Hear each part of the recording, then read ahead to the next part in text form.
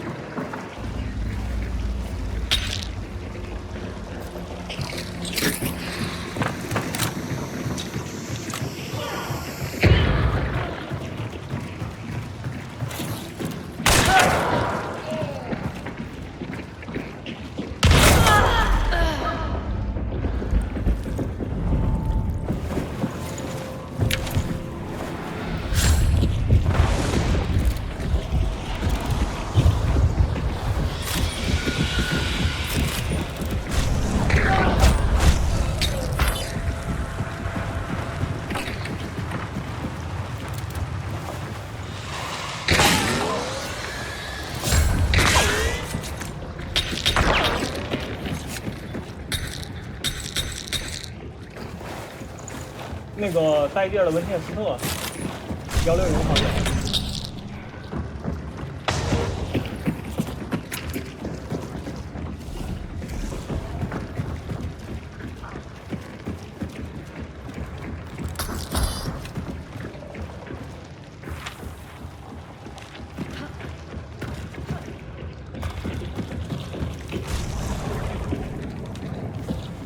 One.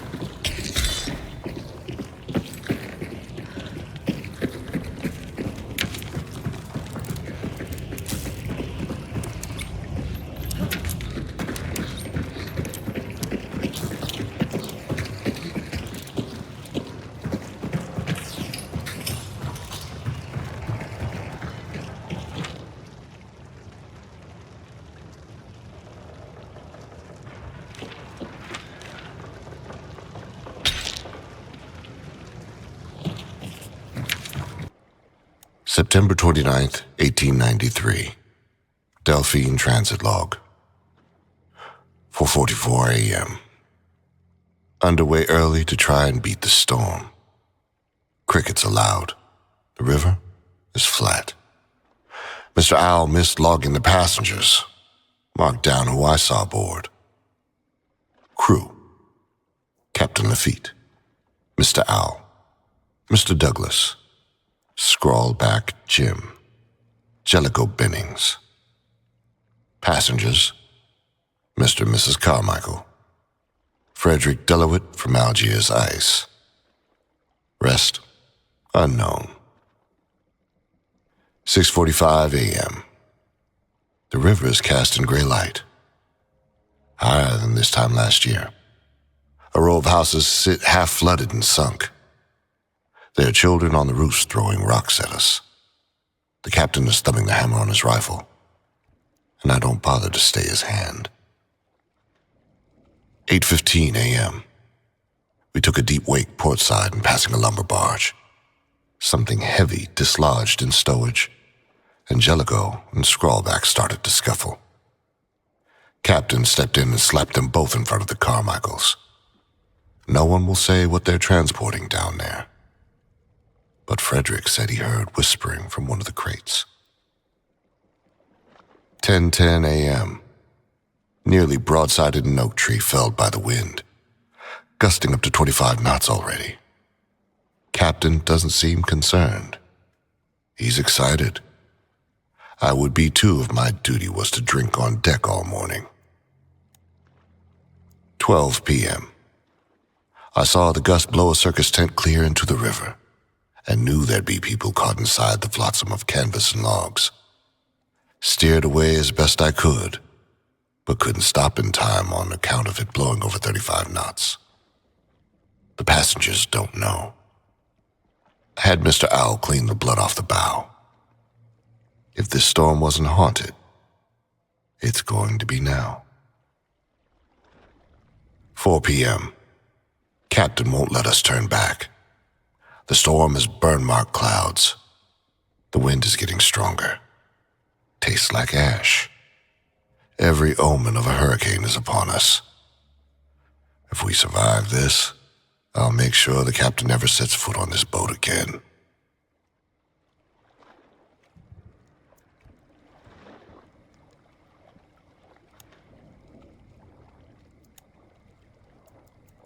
(1895) Summer. Tale of Submission, Verse 1.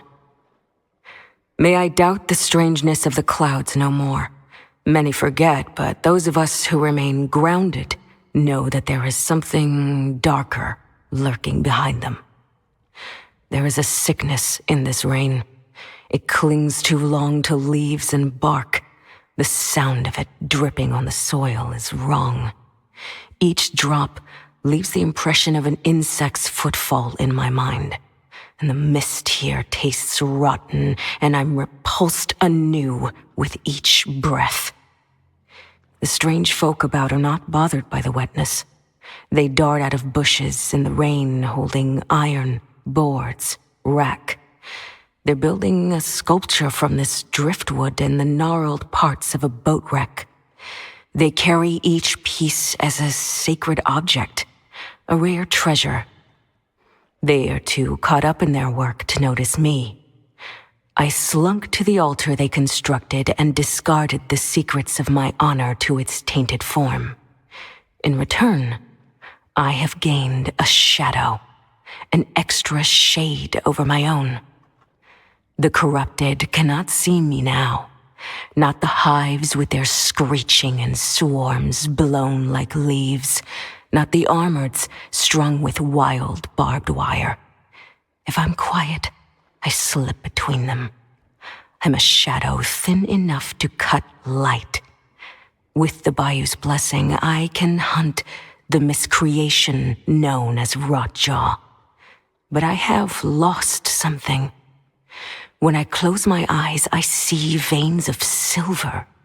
They are my own veins, but it is not my blood inside them. It is blood from a different land. I feel it. Something else seeing through my eyes instead of me. Something beckoning me to kneel on the banks, to kiss the tracks of the beast with its jaws open to the clouds. The beast that drinks this rain and wishes upon us the foulest season of rot and bloom.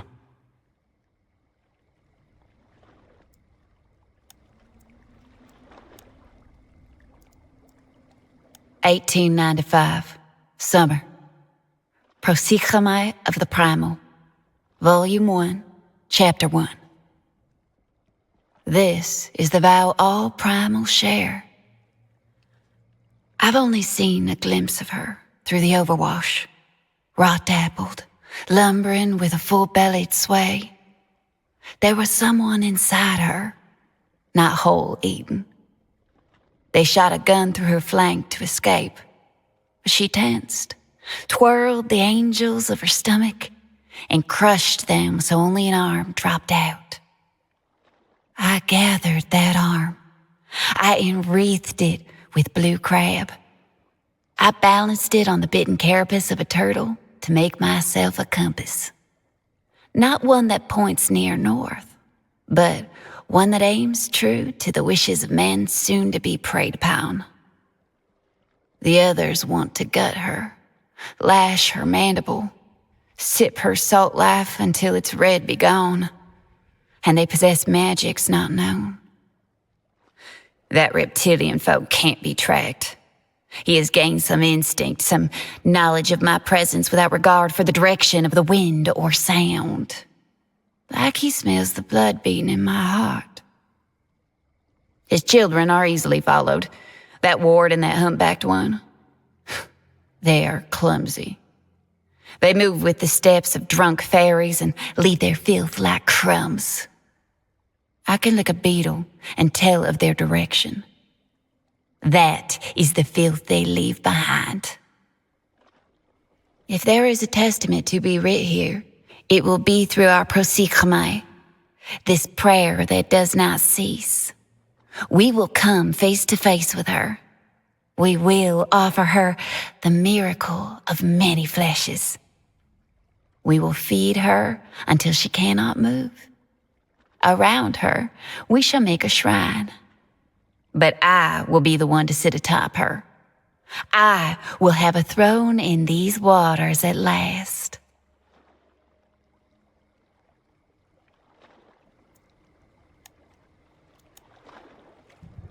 October 1st, 1893.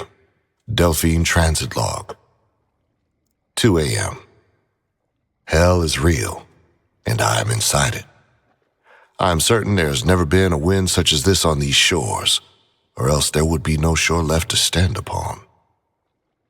2:30 a.m. The paddle wheel is churning up bodies of drowned people. They're bursting on the deck when they fall. 2:45 a.m. We pass through a wall of insects. It seems everything is made of them now. Some have burrowed into the bodies on deck. 2:55 a.m. A wave reached so high it broke the windshield, brought with it a 6-foot bull shark. It's thrashing at the back of the pilot house. Some massive beetle is screeching inside its mouth. 3 a.m. The captain left us. I saw him. There was a kind of lightning I've never seen before, and it scared him. It scared him worse than it scared me. It struck the boat, and the sound of a gong rang out from the cargo hold. The captain jumped overboard, holding onto a whiskey bottle. I'm the only one who saw him do it. No one is going to believe me. 7 a.m. We are lost. This is not a poetic statement of the ship sinking. We are somewhere that in no way resembles any causeway, inlet, marsh channel, or tributary on the map. At first, I thought it would be on account of the tide surge. Everything is flooded. But no, we are somewhere else. The storm seems to have put us in its eye, and the breeze is calm, steady. I would say it blows from the southwest, but the compass is erased. I mean to say something has cleared all markings from it. One more note. The sun didn't rise. I think the storm is eating it.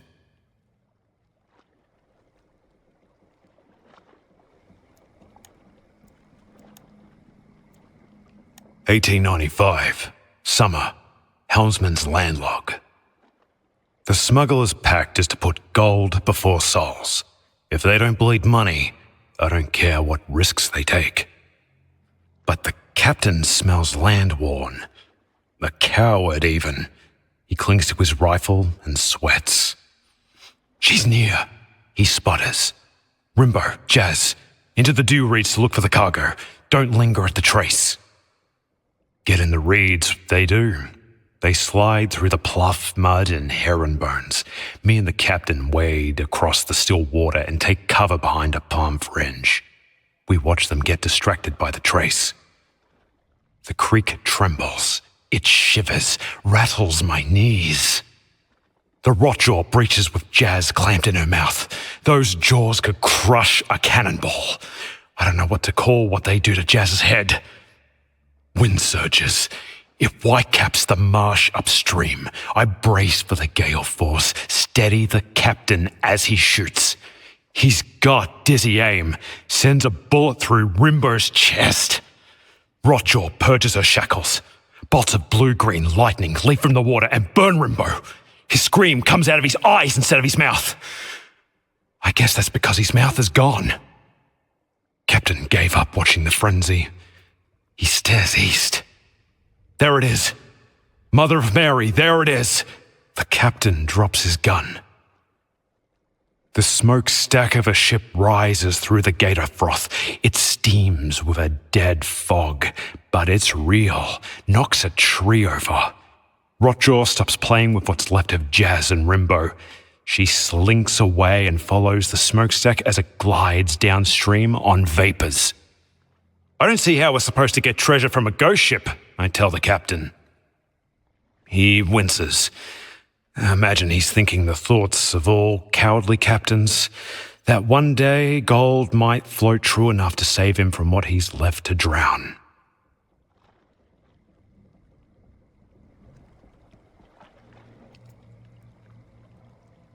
"1895, summer. Prosigame of the Primal. Volume 1, Chapter 2. She's generous with her gifts. I find her cage perched in the middle of the still water, rocking like a cradle with 2 hunters tucked inside. Pine beetles march up their legs, enter the chapel of their mouths, and come out of other holes and windows. What kind of prayer is at work here, I do not know. But I study the patterns of the beetles till dawn. The metal of the cage trap is soaked in her blood. I taste it. I feel its rot melt and molt and multiply. She is healed through the things that hurt us. And this is a special wonder to me. On those metal ribs are all sorts of wire spools, veins from machines, things pretending to be alive. It disgusts me. A plate welded on one of the nodes reads, Algiers Ice Company. curious, the science that crowns the ribs of our queen. Whatever the reason, it is sacrilege. I spear a catfish and touch it to one of the cage spikes. Lightning sparks and smokes through its gills. It doesn't turn to ice. The sound of it is loud, foolish, causes someone to find me. I feel their soul as gentle as a moth lands on a skull at night. A pollen of orange filtered in the darkness of my vision. An instinct. This sense is new. A gift from her. And it will keep me safe. I pick up a railroad sledge from one of the dead hunters. It is slick with tide rot, oyster filth. I slide quiet, crouching around bundles of pampas grass till I hear the person swish their cane in the water. I time my movements with the swaying of the tall stalks. My legs move as hers move. I am silent in the stream. I raise the hammer and know that I am blessed.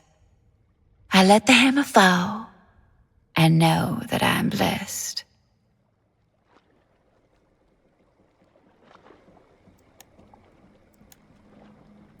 October 1st, 1893. Still. Delphine Transit Log. 0000 hours AM. Time unknown. Time is irrelevant here, as is hunger, thirst, and other bodily functions. If Mr. Carmichael were to cut me open, he would find clockwork. Clocks inside all of us. The moon here is a joke. It barely moves. 0000 hours AM. There are more people aboard than I thought. Most are hiding in cabinets or shuddering naked beneath poker tables. Some find river snails and isopods and shove them into their eyes. There are only a handful of the crew and passengers left to talk to. 0000 hours AM. I told the rest that the captain abandoned us. Mrs. Carmichael called me faithless, said I steered us into a twilight hell. Mr. Carmichael accused me of pushing the captain over. Angelico agreed, mentioning that our cargo was immaculate. Frederick claimed that we had the Ark of the Covenant on board, that he could hear a voice from it without using his ears. Mr. Owl said he'd gut Frederick if he kept on like that. Scrawlback Jim shot off some rounds, shut them up. He said he wasn't hungry and hadn't pissed for 1,000 years. There was something stalking the boat he wanted us to go shoot. Apparently, the Delphine is full of guns and stolen goods. He mentioned some kind of crenulated insectile head like an artifact, too. 0000 hours AM. They've been shooting for an hour at the giant beetles that plow these channels with their migrations, at the trees, at the waterlogged roaming sailors that explode silver vomit from their mouths. The sailors seem out of time, more lost than we are. 0000 hours AM. The gunshots woke something up. It raised the Delphine a whole foot out of the water, then swam out, turned, and rammed us head on. All I saw were jaws tearing into the paddle wheel.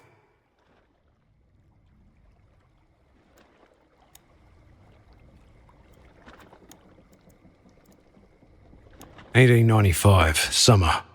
Helmsman's landlog. They say time heals all wounds, but it runs like water and drowns the unwary. When you untie me, I'm going to stab you, the rat told me. She was wet and shivering. I shoved a rag into her mouth, smeared grease across her eyes out of courtesy. Testing the powers of a ship curse is brutal work. Captain left to talk to that man, Finch. Orders were to see if the Delphine had blessed us. I went beside Gleb and the gunrunner by the altar we found. I didn't feel this would work. The rat was in the middle of the river. She couldn't move a finger lashed to that tree. I shot first, hit her in the shoulder. She didn't make a sound. Glib and the gunrunner shot her next, both in the legs. She made a sound then. It was muffled through the rag. I watched her through my scope. Damn me if I don't speak true. The water boiled at her waist. Her skin spit out each bullet. The holes closed, all healed by the water. I shot the knot, let her loose. Glib spat tobacco at the altar. "This don't mean anything. The Delphine is running from us," the gun runner told me. "From the captain." We hadn't seen or heard the rat swimming. She was just there, tucked a bayonet into Glib's ribs. Before I could cock her hammer back, she shanked the gun runner in the neck and stuck me in the armpit. I've seen men shredded by anchor chains, slit at the throat by crane wire. Somehow we bled more than all of that. "Go on, boys," the rat said. "Time for your bath." We stumbled into the stream and the water boiled at our waists. Glib murmured something about mermaids drowning. Our cuts healed. Water turned to blood. The rat pointed north of the bayonet, to where steam rose above the trees, and a boat's ghostly engine struggled.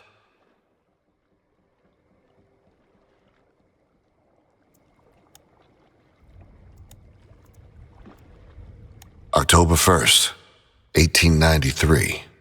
Forever. Delphine Transit Log, 0000 hours AM. It seems we've been underway for 10,000 years. It feels like I'm made of ley line and fog. Mr. Carmichael can't leave the saloon without licking 5 barnacles in ritual sequence. North, south, south, west, east, south. Mrs. Carmichael lives inside what remains of the battle wheel now. She hugs the axle and spins with each turn. Sometimes I hear her singing. Frederick has been building a contraption. He says he can use it to transport us home. When he leaves the cargo hold, I go and break parts of its cage.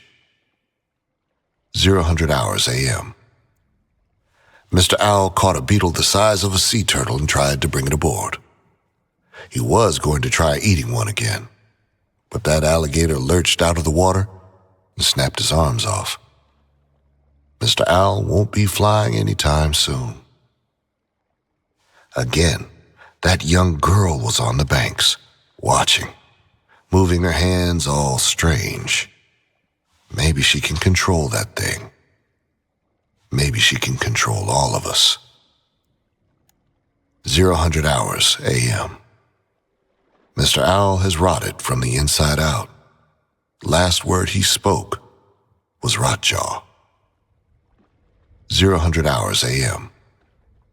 After the 5th attack by the rotjaw, we were boarded by a man on a rowboat, some stranger we'd never seen before. It shocked me.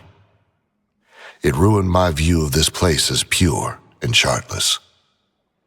The man said our cargo was special. He said the insectile head buried under the guns was special. Julius Caesar sacrificed a goat on that very relic, the man said. Napoleon Bonaparte tried to feed it to his horse, too. He said the object once showed a man how to make the very first fire. He said if we shoved it inside that alligator, we'd all go home. He tapped the deck with his cane when he said, home.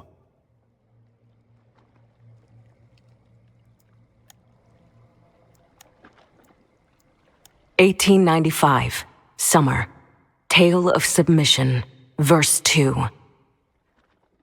The breath of a flower could break this man in half.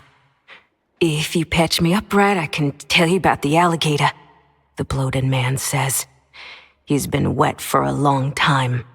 His skin is sick from the rain. The sores seem like a mole he should not have touched. His many broken bones were splintered by a heavy hammer. The man was brought to me by the wolf pack. Their leader kicks him in the ribs. I smell blood on them. There was a fight. They want me to heal them. If they betray this kindness, I can squeeze their life back out. They hand me a trait totem. I grip its skull and channel the restoration within, as I have heard done before. The thing is dark and hot, and its energy is strong. I feel blood multiply inside the wolf hunters, and the mold withers away from the lowly man's flesh. The totem vanishes.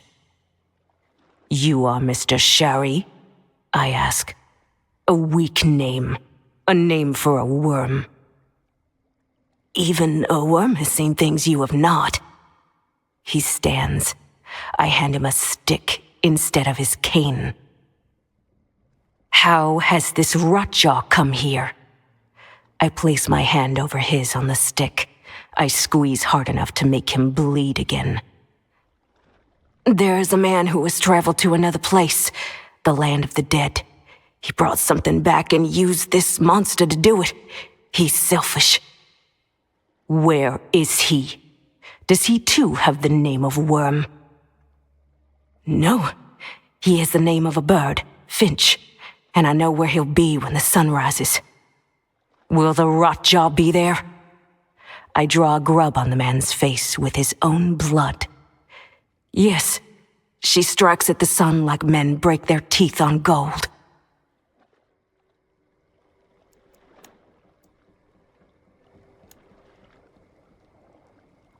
(1895) Summer. Tale of Submission. Final verse. I'm riding her snout through the wind, and her mouth is creaking open. The murmuring deafens me.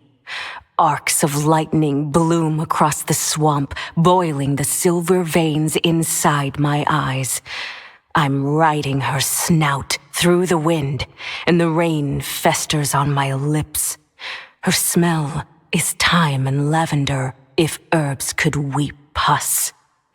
I'm riding her snout across the sky, and the rain putrefies. My ropes sling tight under her jaw and hold firm. I plant my fear inside my spit, and I spit into the holes of her jaw. This is my respect. Her spit is the color of fireflies squashed between a child's finger and thumb. I'm riding her snout across the bottom of the river, and the rocks cut me. I'm riding her snout through the boards of a shack, and her entrails snag on wood and glass. Her rot blossoms in the creek, and many fish burn and blacken, and I breathe in their life to give my arms the strength they've lost. I'm riding her snout over the creek, and her tooth shears the lashing rope. She death rolls. I let go. The bow of a ship steams in her lightning filth, arching over her. I'm standing before her open mouth, and I bow, my arms out. If I drip on her tongue, she'll bite. If I breathe into her, she'll bite. I stand still. I swallow vomit and the rain. Inside the rotjaw, I see an object not of this land. Its head-like, maybe a paper fossil, maybe a pupa birthed from the first insect to tread on land. Its decay whispers in languages not heard since people first made fire. I dodge the rotjaw's bite. She sinks with the boat. I know now what has fouled this rain.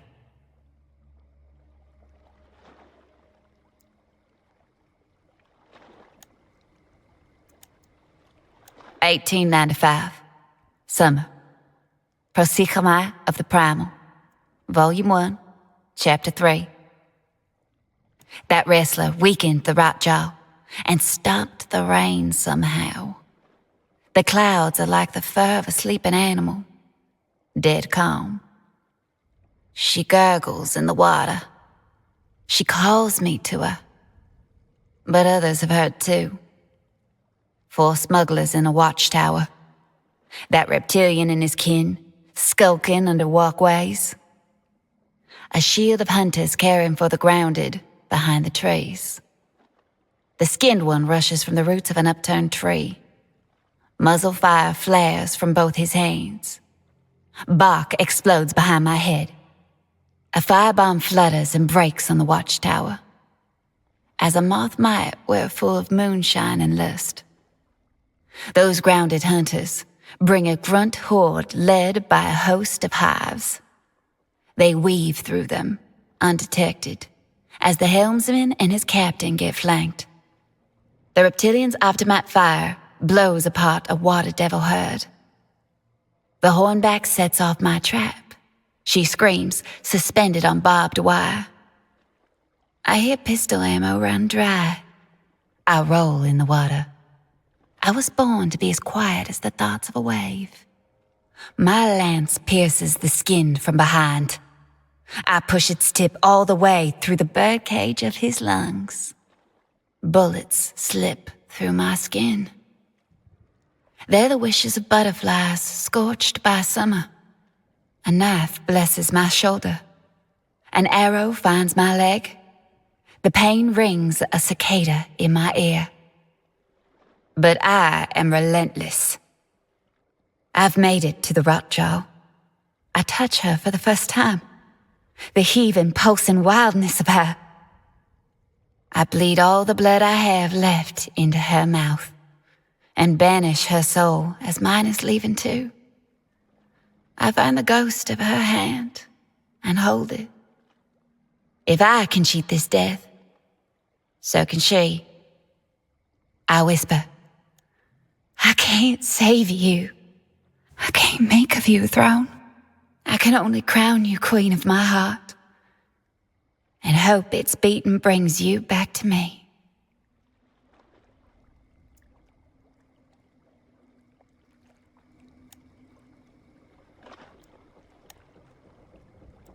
October 1st, 1893. Eternity. Delphine Transit Log. 0000 hours a.m. Frederick retrofitted his electric device to slide around the alligator. He said the relic told him how to do it. When he thinks he's alone, he cradles the thing like a baby, letting the isopods that follow it suck his fingers. 0000 hours a.m. I have a plan to stop Frederick's cage and whatever the man in the rowboat wants.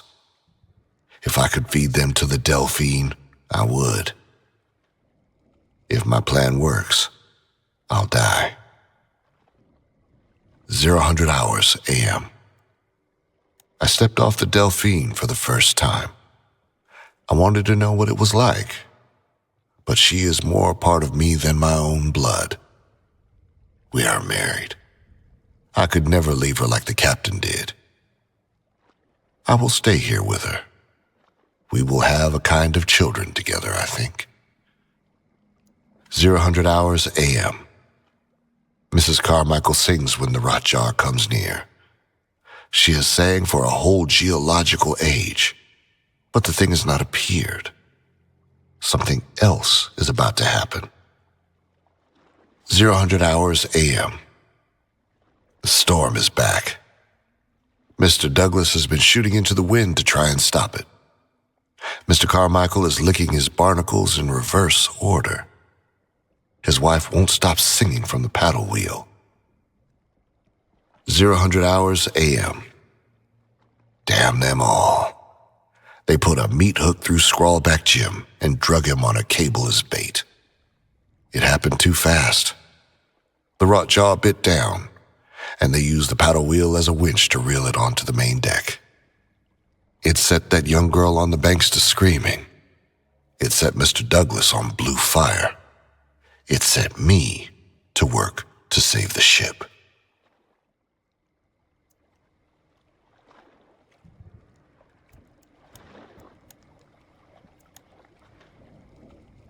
"1895, summer. Helmsman's landlog. The Delphine rained down from the sky. She broke apart as cursed as any shipwreck could hope to be. It happened when the fish woman crawled on the rotjaw and banished her. The boat must have been ghosting through the clouds. The paddle wheel crushed someone hiding in a bush. Hull planks speared into the mud. A chain almost halved me. It was unnatural enough to scare off the other hunters. The crates and boxes and cases of her cargo rained down too. Guns and precious ammo tumbled from them. I picked up a double-barreled rifle with a shotgun bored beneath. I could tell it was more art than weapon. It was worth the lives of 100 men.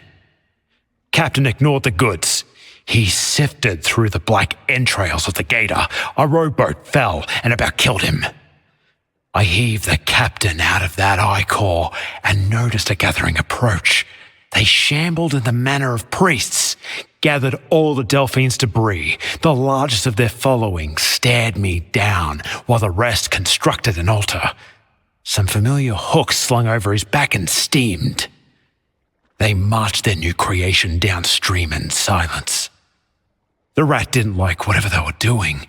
I suppose she was done with damning her soul for money. She held dynamite and the means to throw it. I shot her in the back before she could. The bundle went off in the water and tossed her. The rat hung on to life, and those gathering driftwood drug her to their shrine. They stacked and mounted whatever guts of the Delphine they could find. They readied their ritual. I watched the rat's soul get turned inside out and absorbed. It looked like a cloud. It smelled like the rain. Maybe that's what this rain is made of. But who's left to care when there is treasure to sell and guns to fire? I saw something gold in the water. I waited and stared and waited longer to see if it would float.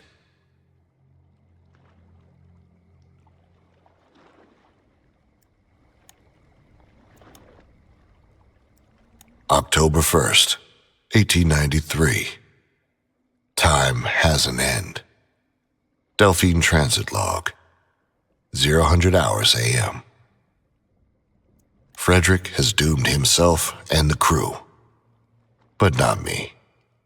Not the Delphine. His cage fit around the alligator, and he took that relic and activated it, and I saw Mrs. Carmichael flash to steam. The beast is loose and destroying the saloon. I pocketed a poker chip for luck and crawled into the boiler, sealed it from inside. I will give all my blood to the Delphine if it will keep her afloat.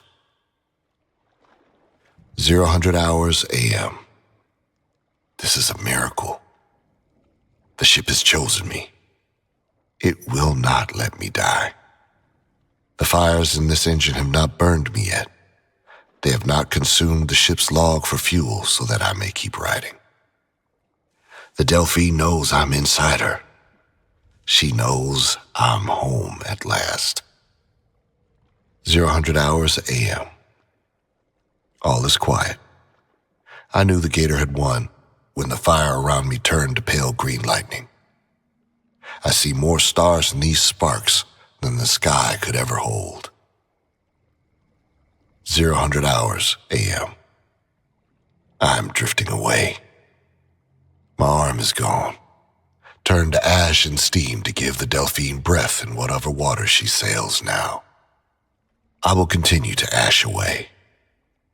I will become one with this ship. I will whisper forever that she needs no captain. 0000 hours a.m.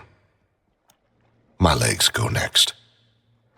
My spine blooms with a special kind of decay. In the dark, in the flash of lightning strikes, it looks like I'm becoming a flower, a daffodil for the Delphine.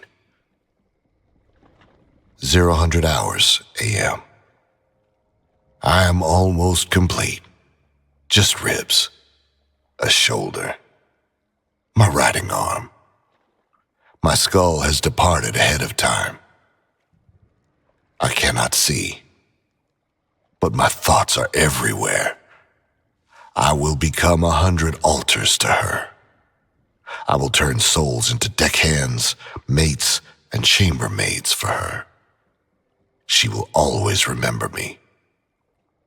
I will always be her shadow on the tide.